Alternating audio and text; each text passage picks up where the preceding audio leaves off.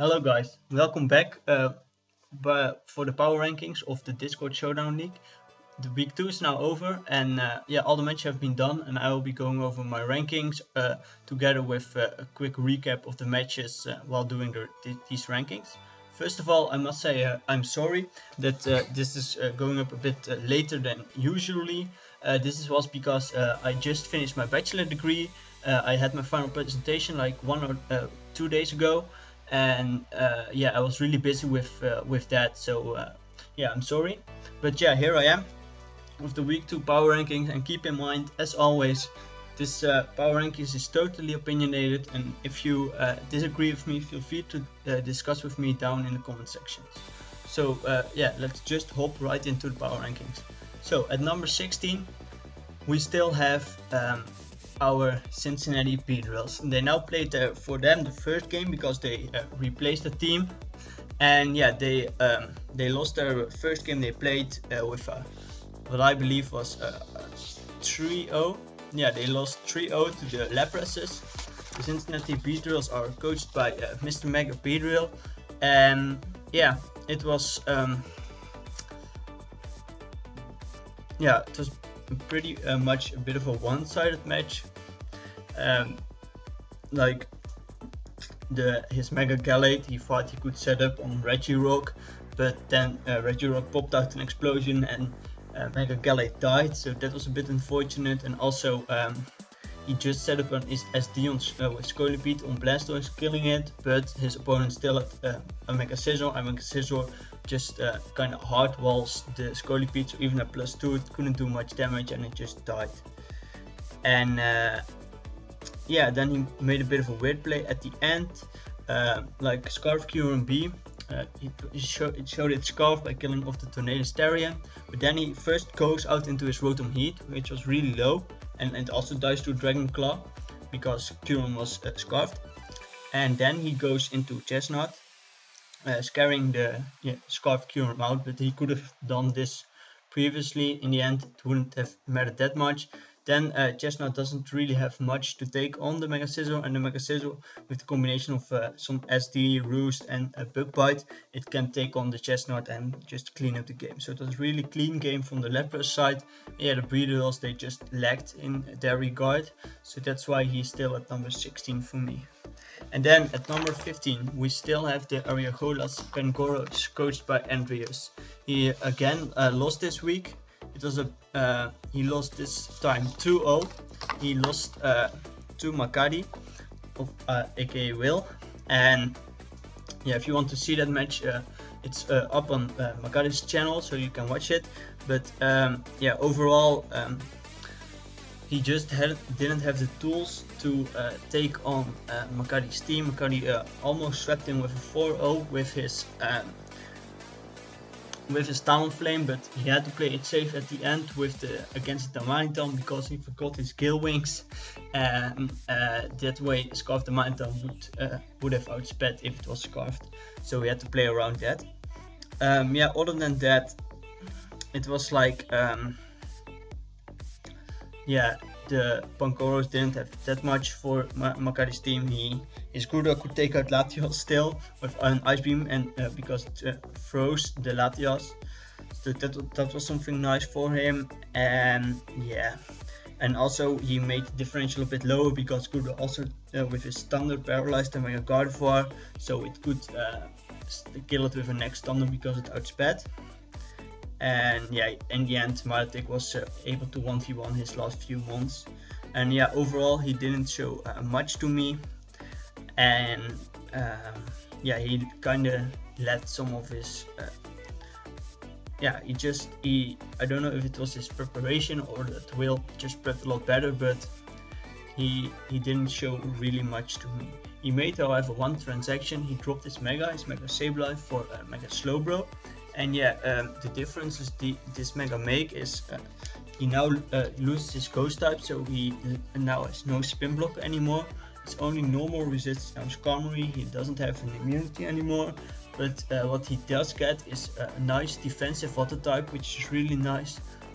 And Mega Slowbro is also a really great setup sweeper with Calm Minds. And overall he now also with his hazard removal is now the Skarmory, he can't scare rocks away with the Magic Bounce Mega Sableye had. But other than that, I think Mega Slowbro, if he is able to make it work, it can definitely put in work with his team, because he has some cleric options in like the likes of Chansey, which is always really nice to have with Mega Slowbro. So then over to number 14. At number 14, there's still the Minnesota Nidokings. They lost this week again 4-0, and he didn't. One thing to note, you don't see it on his roster anymore because he changed it. But he didn't bring Bishop, and Bishop was really a scary threat for his opponent's team. I must say, I have seen the prep of his opponent. He played the Houndoom Hercules, coached by Victor, and Potako. He it was weird that he didn't bring it, but I must say that from the prep I saw from Victor, he did really prepare good for the Bishop. And overall the Nidokings just didn't have the tools to take out the Mega Venusaur. It was just too bulky. With EQ it was able to kill off the Heatran. In the end his Slowbro crit Psychicked the Mega Venusaur to be able to kill it. He showed off Trick Room with Miss Mages. I found this really cool, but Miss Mages is overall really a fast mon, so I don't really know why why that mon run Trick Room, but it was maybe to support his other more slower mons. And overall in the end Volcarona could just clean up his team after the Heatran had died. So overall it was not a strong showing from his this week, and with those guys who are in like the last few places, they haven't moved up or down much, but I hope they will improve in the upcoming weeks, but we will have to see how this plays out. And then on the last note about this team, he made the transaction of dropping his Bishop for Hawlucha, and there are like some pros and cons of this. The cons are he loses Bishop, which means he loses Stab Knockoff and Stab Pursuit User, which is also always nice to have. It also loses him the Defiant ability Bishop had to block defog, which is really nice, because then if the opponent decides to defog, he gets the +2 attack boost, which is really nice. And also with his type distribution is now a bit weaker, because he now only has 2 ice resist and 6 weaknesses to it.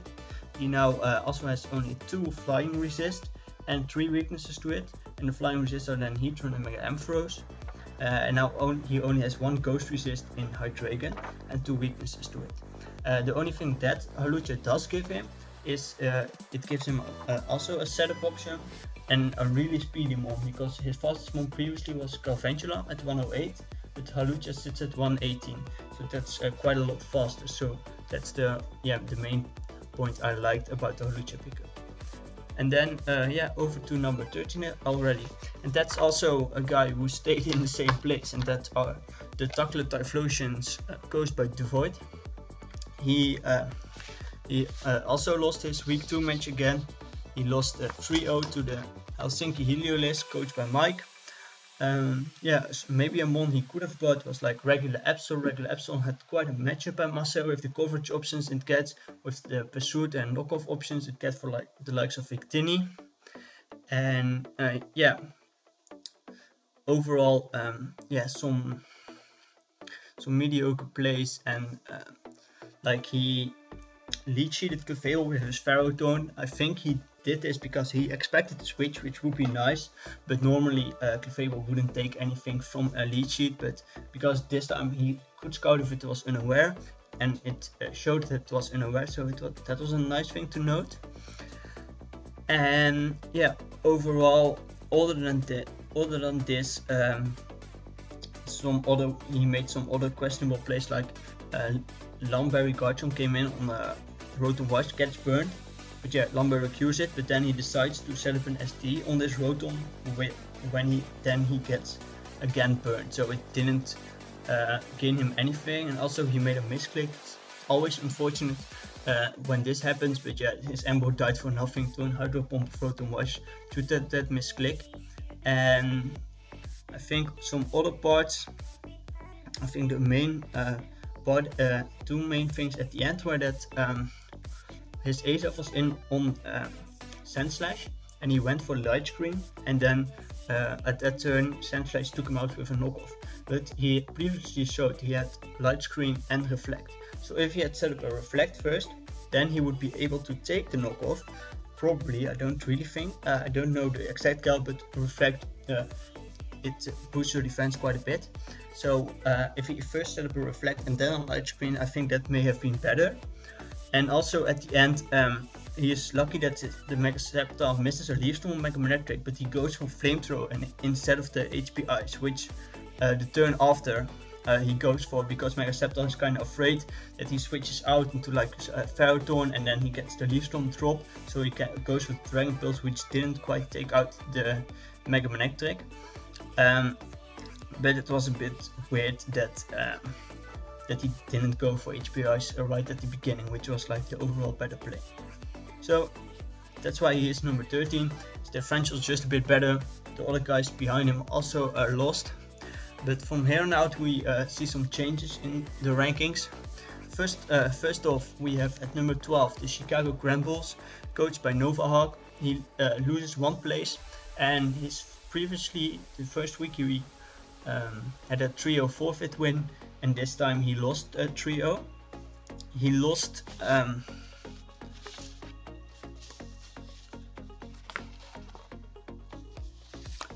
he lost to the Macaco Tel Aviv. And yeah, overall this game, he brought the wrong Mamoswine. He said, I don't know what his exact set would have been, but he knocks off the Cloister on the switch, which is nice, but from this damage he could tell that the next knockoff wouldn't kill, but still he went for knockoff. Maybe, I don't know if he was expecting the switch or maybe he was locked in, but luckily for him the Cloister doesn't go for water move, but Ice Cold Spare. So but yeah, overall I don't really got that play from him. Other than that, what I think overall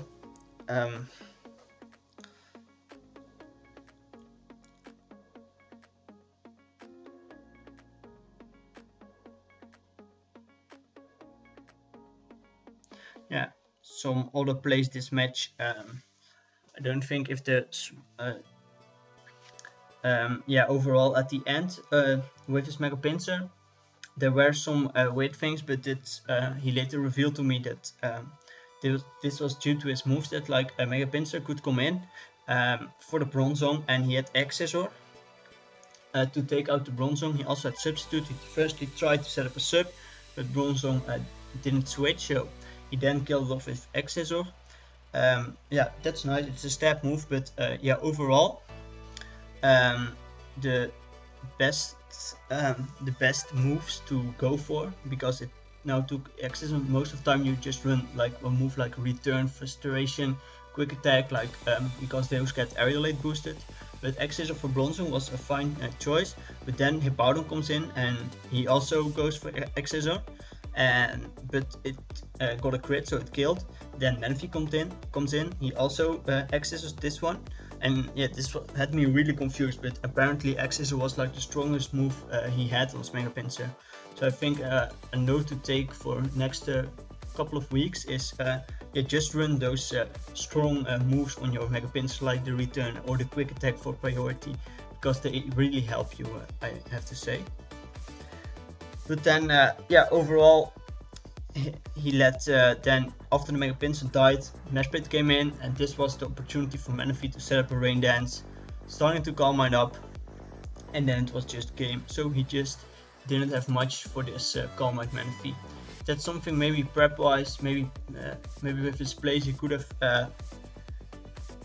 prevented this, but this was overall a nice play by his opponent from the Macaco Tel Aviv. So that's why he is now number 12. And then at number 11 we have the Dark Void Dunsparce, coached by Darkrai Slayer. He had a strong showing last week with a 6-0 win, but now he lost 6-0 to the Alemania Archon, coached by Tapi. So overall I think this match was what to say about it. I think that Tapi really played quite safely, but still he knew what plays to make to be able to come out on top, and he was just able to just slowly whittle the Dunsparce down. He made some nice doubles on Volcanion, so he would almost all the time when Volcanion came in, X-Drill came in, which scared out Volcanion, which was really nice. The Dunsparce then at a certain point let Mandibus go. It first did a bit of bravery damage, I think, against X-Drill, and then default the rocks away, and then died to an Iron Head. I don't really know if this was his best play. I know it was toxic, I believe, but still, it was one of his main walls, one of his main stops to X-Drill, and that bit of bravery chip damage, and defog he still had X-Drill, so he could get rocks up later. So I don't know if sacking Mandibus was the correct play in this scenario. And yeah, overall, after this, he tries to set up a belly drum with Slurpuff, as he did in the previous week, but his opponent made a good switch for expecting this, and went into the Whimsicott with the Prankster Encore, encored it in belly drum, and that was, it was really nice to see that. And then in the end of this match, Slurpuff was able to set up a belly drum, but Jellicent burned it and was be able to take a play rough, but he misses unfortunately, and then Jellicent can outstall the last months of the Dunsparce team. Overall he didn't really bring much for the Jellicent, and his opponent just really prepped and I think outplayed him, so that's why he's now at number 11 for me. Then at number 10 we have the Macaco Tel Aviv, coached by Alpha Joris. He hasn't climbed or fell down. He won this match, as I previously mentioned, 3-0, but from here on out you may see some changes with teams winning and maybe dropping a few places, and this is not because it wasn't a convincing win. It was more that other players that previously were already had a win won again and had just a really strong showing those past few weeks, and that's why I decided to move them higher up than other ones. So for the Macaco Tel Aviv, they won this game. Overall I think besides what I've said about the Cloister not going for water move against the Mamoswine, and he had some hacks with full para on the Togekiss, but overall I think he played quite well, and in the end he knew when it was time for Manaphy to set up and just go for game. And overall he played a nice game, and that's why he's now at number 10. Then over on number 9 we have the Miami Infinite, coached by Weimar. You can see here that his record states he's still 1-0. He still has only played one game. This is true.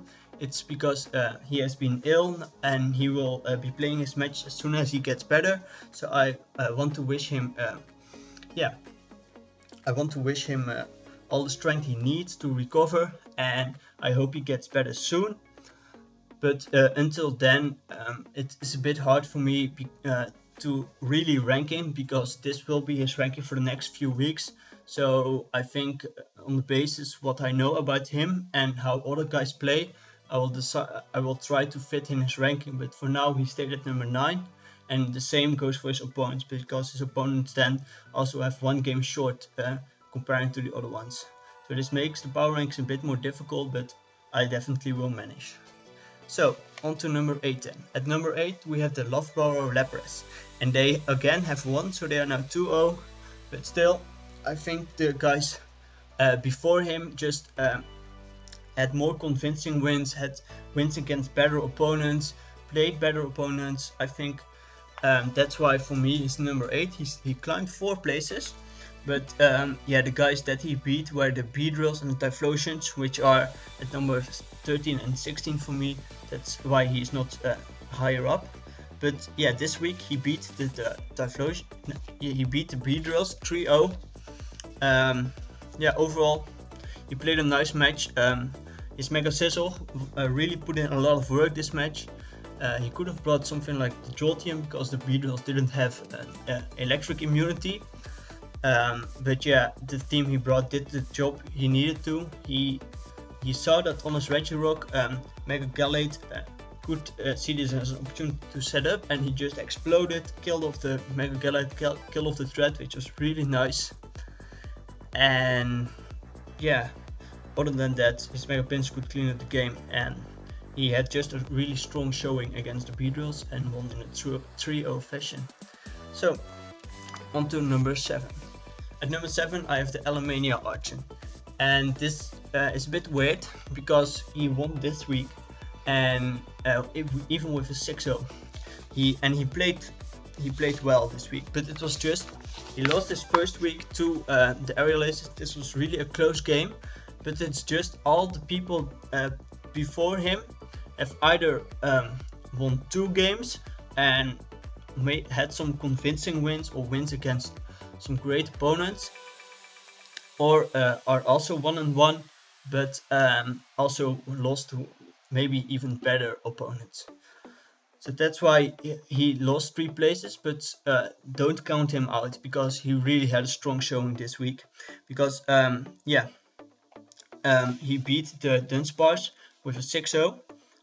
Some things on the Steam Prep, it was nice because he beat his opponent 6-0. I could have seen like an SD Sneasel put in work if he could have brought it, or maybe Drudigon, like the defensive Drudigon for all the physical attacks the Dunsparce had, but overall he did well, especially the Whimsicott. He saw Slurpuff came in, he immediately went to Whimsicott, knew the Belladrum was coming, and he could encore it into Belladrum, which was really nice to see for me. And then overall he predicted the taunt from Arrow the first turn, immediately fired off and lost his opponent. Other than that play, he didn't give Volcanion the room it needs to get off big hits, just switching in his Exodale on the when he expected Volcanion, which was really nice playing from him. And he had the Keldeo and the Jellicent, which kind of wall Volcanion, but Volcanion also walls them, so it's a bit goes both ways. Yeah, and other than that, his Jellicent was able to kind of outstall his opponent at the end, and he just had a strong showing this week. And also his Exodale set, I think it was more bulky Exodale. It didn't outspeed Claydol, but it was still able to two-shot due to a crit, but it was an interesting Exodale set. So that's why for me now he's number 7. And at number 6 we then have his opponent from the first week who won the close 1-0 game, and those are the Vilnius Aerial Aces, and he lost this week. But yeah, because he won from the Archons, I thought he won just above them. And yeah, this week it was a bit of an off week he had. He lost to the Bayern Munchlax, are really proving themselves in this league. Maybe one he could have bought was like Blaziken. I would say Blaziken did have quite a nice matchup, but the main problem for his team was that he just didn't have much from Mega Lopunny. And Mega Lopunny, when you don't have like a real counter for it, it can be so threatening for your team. So yeah, that's something to note. I must say he made a ballsy play by switching in a Metagross on his Lopunny and then just setting up rocks as it was scared out. Because yeah, Lopunny naturally outspeeds, has access to a move like High Jump Kick, which really nukes Metagross. So that's that's something to note. Also, funny thing with the Metagross was it toxic the Vaporeon, it gets trapped with Whirlpool, but it can then proceed to take out the Vaporeon by just flinching it twice in a row with Sanadbit, so it couldn't Wish Protect up. So that was really something. And then there was again a weird play, and I've talked about berries I think last week, but here it comes again. Flygon comes in to revenge the Metagross. It EQs, Metagross reveals the Sugar Berry, and it goes for Toxic. So this Sugar Berry is really nice, and his opponent from the Bayern Munchlax didn't expect it. And if he had packed like the Ice Punch, he would take the EQ and then retaliate with an Ice Punch, which would have been so nice. So that was a bit odd for me. I thought I would see here the Ice Punch and just a clean kill, but unfortunately it didn't. And the problem then became killing the Sylveon. Pentacross had died, so now it was up to Groudon, but Groudon couldn't do it from full, so I had to sack the Groudon.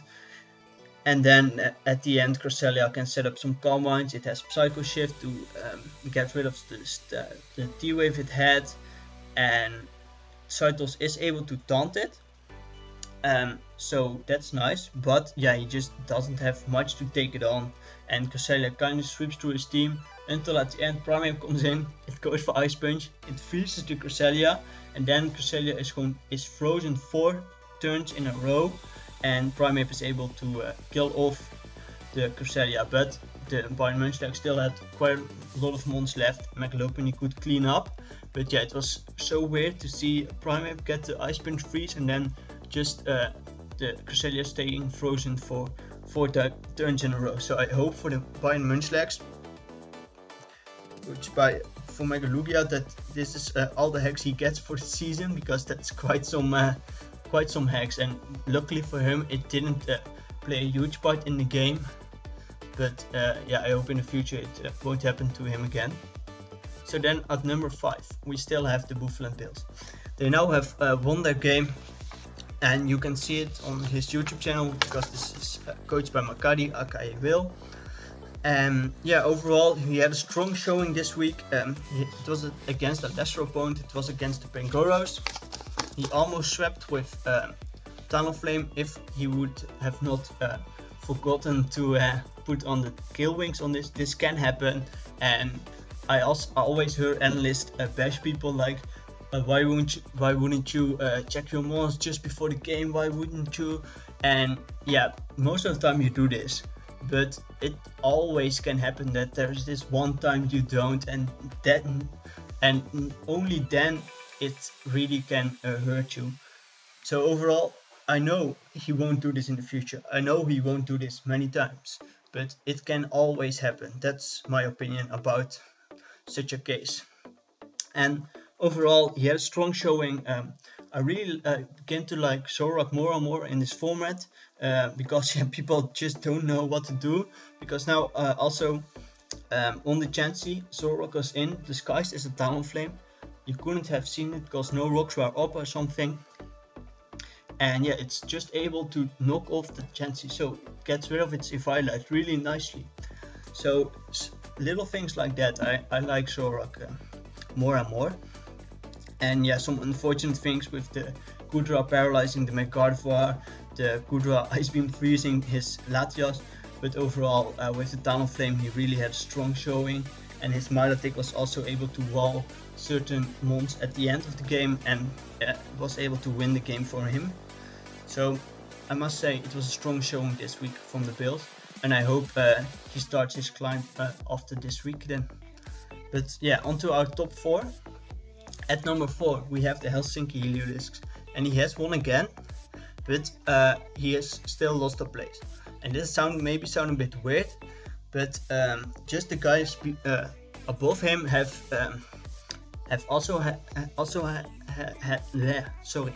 haven't lost a game, and besides not having lost a game, they, in my opinion, they just won against stronger opponents. This week he won against the Nidokings. Last week he won against the Typhlosions. They are not the highest ranking in my opinion, so that's why he's for me number 4. And yeah, this week I must say, he did play nicely. He had a bit of unfortunate things at the end with Smegasepton missing a moves on Mega Manectric, and that way Mega Manectric was able to kill it off. But other than that, there weren't many plays he made, but if you can play safe and win the match, that's also fine. And overall, I think he played nicely. Like in the beginning, his his Victini was in on Azumarill, and he knew that if I over predict and go into Rotom, if he play rough Sten, and he would be able to kill Rotom in 2 hits, Azumarill could pose a threat later on. So he just stays in with Victini, okay. Then he takes the Aqua Jet still, fires off a Thunder, it's behind the light screen so he takes it, but he now knows, okay, he's probably not going to play rough now, so he then makes the switch in Rotom. So he plays really safe there, and I think that really helped him through this game. Just playing safe, do your thing, and not making any plays is sometimes just the right thing to do if you end up winning.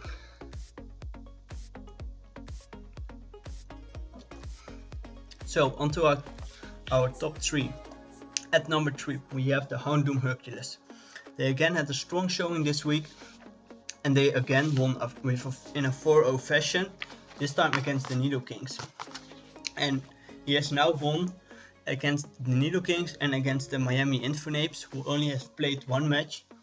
But I think especially the Apes are not an opponent to laugh at, and the Nidokings,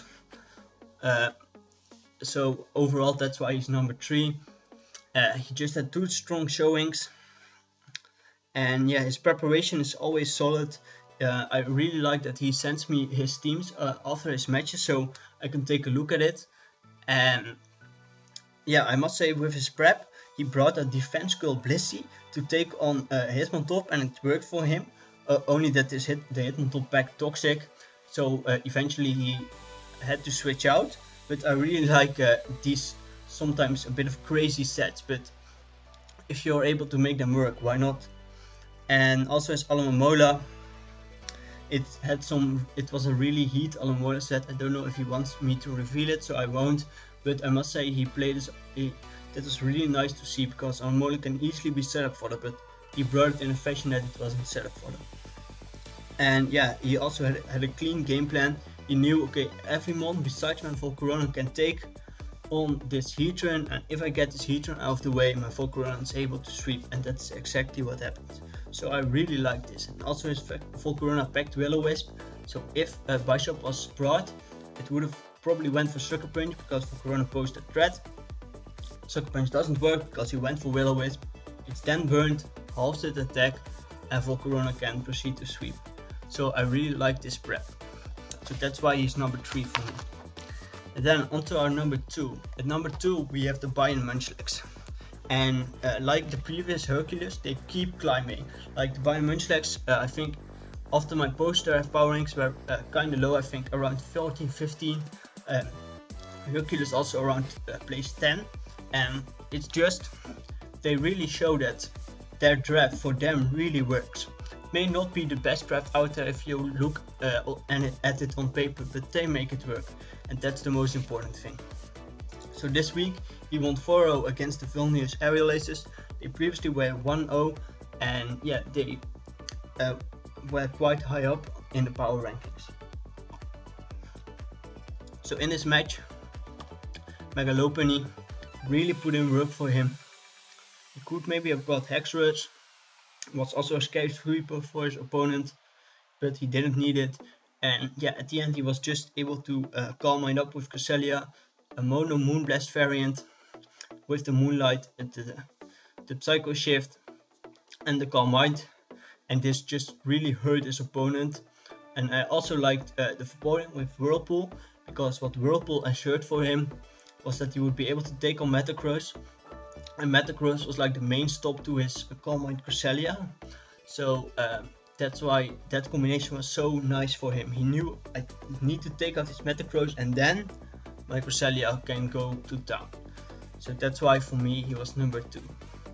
And then about number 1, I think at this point you guys all know who it is.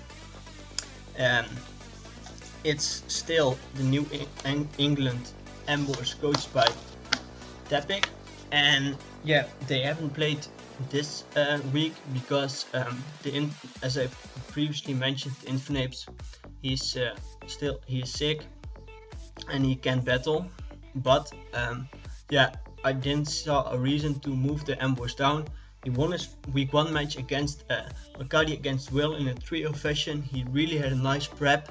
So due to this reason, and it's like number 2 and 3, and I think the top 5 is really closing into him. But because I haven't seen footage of him after week 1, I didn't saw a reason to put him down, because he just had a really strong win that first week.